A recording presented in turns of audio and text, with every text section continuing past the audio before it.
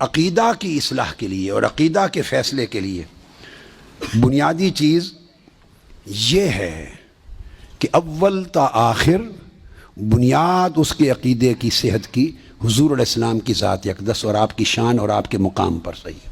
اگر اس پر صحیح ہے تو کئی کمزوریاں معاف کر دی جائیں گی، اور اگر آقا کی شان اقدس پر اور مقام مصطفیٰ پر اس کا عقیدہ گڈ مڈ ہے تو بڑے بڑے اعمال بھی اٹھا کر دوزخ میں پھینک دیے جائیں گے۔ خوارج سے زیادہ اعمال کرنے والا کوئی نہیں تھا، اور اس حدیث کو کبھی نہ بھولیے جو مڑے ہوئے سر کے ساتھ آیا تھا، ذوالخویسرہ تمیمی، جس کی بہت بڑی داڑھی تھی، آدھی پنڈلی تک شلوار اس کا تہبند اونچا تھا، نماز پڑھتا تھا۔ آقا نے فرمایا صحابہ کو کہ اس کی نسل سے وہ لوگ ہوں گے، یہ بخاری مسلم کی متفق علیہ حدیث، یہ بھی بتا رہا ہوں متفق علیہ، میری پوری کتاب ہے الانتباہ للخوارج والحرورہ، میں نے بہت حدیث کل جمع کر دی ہیں اس کے اندر۔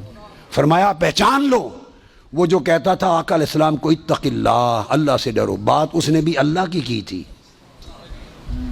مگر یہ خبر نہیں تھی کہ کر کس کو رہا ہے۔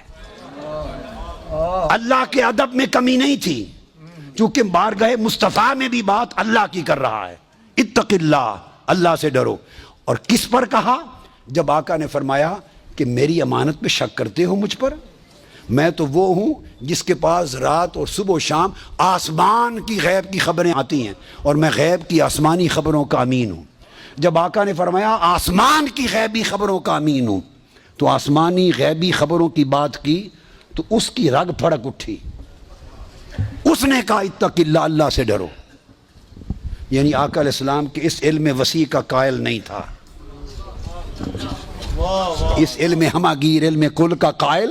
جب کہا نا کہ صبح و شام آسمانوں کی غیبی خبریں آتی ہیں، میں تو علم الہی کا امین ہوں اور تم مجھے دنیا کی امانتوں میں شک کرتے ہو، اس پر اس کی رگ توحید پھڑک اٹھی، اس کی رگ توحید پھڑک اٹھی۔ کہتا ہے حضور کو اتق اللہ، اللہ سے ڈرو، اعدل، عدل کرو۔ جب یہ کہا تو سیدنا فاروق اعظم اٹھے، عرض کی یا رسول اللہ اجازت دیں اس منافق کا سر قلم کر دوں۔ میں بخاری مسلم کی متفق علیہ حدیث سنا رہا ہوں آپ کو، متفق علیہ۔ فرمایا نہیں۔ ایک حدیث میں خالد بن ولید اٹھے، فرمایا آقا مجھے اجازت دیں اضرب عنق ھذا المنافق، میں اس منافق کی گردن قلم کر دوں۔ فرمایا نہیں، لوگ کہیں گے مسلمان کو مارتے ہیں۔ اس کی پشت میں سے ایسے لوگ پیدا ہوں گے، اور صحابہ کرام سے کہہ رہے ہیں، صحابہ سے، کہ تم اپنی نمازیں ان کی نمازوں کے مقابلے میں حقیر جانو گے۔ اتنے نمازی ہوں گے کہ تمہاری نمازیں کم لگیں گی، تو نمازوں کی کثرت ہے۔ اتنے روزے رکھیں گے تمہارے روزے کم لگیں گے، اتنی تلاوت قرآن کریں گے کہ تمہیں تلاوت قرآن کم لگے گی۔ اور عبداللہ ابن عباس فرماتے ہیں راتوں کو تہجد میں کھڑے کھڑے ان کے ہاتھ سوکھ گئے تھے، ٹہنیاں نظر آتی تھی، قیام لیل کرتے تھے۔ غیرت تھی، دین میں تعمق تھا، سختی تھی، شدت تھی، سب کچھ تھا۔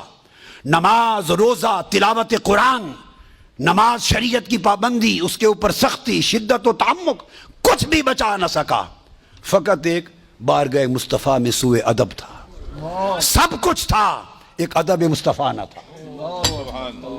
نماز بھی تھی، روزہ بھی تھا، حج بھی تھی، زکوٰۃ بھی تھی، قرات قرآن بھی تھی، تلاوت بھی تھی، داڑھی بھی تھی، منڈا ہوا سر بھی تھا، شلوار پہ یہ چادر بھی پنڈلی سے اوپر تھی، سب کچھ سر سے پاؤں تک پورا نمونہ تھا شریعت کا۔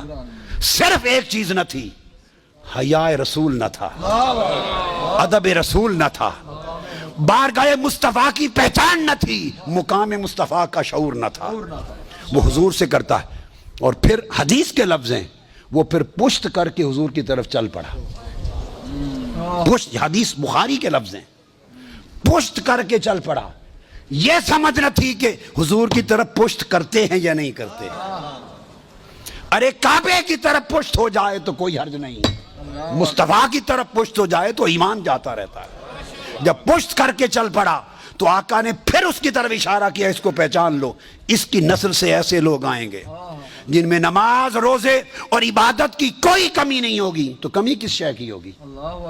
صرف محبت و عدد مصطفیٰ کی، مقام مصطفیٰ کی پہچان نہیں ہوگی۔ فرمایا وہ دین سے خارج ہوں گے جیسے تیر شکار سے خارج ہو جاتا ہے۔ تو اگر مقام مصطفیٰ کی معرفت نہ رہی کوئی شے کام نہیں آئے گی. اور اگر معرفت مقام مصطفیٰ ہو گئی اور حضور کے عشق اور محبت اور ادب کا شعور مل گیا, کئی کمیاں پوری ہو جائیں گی.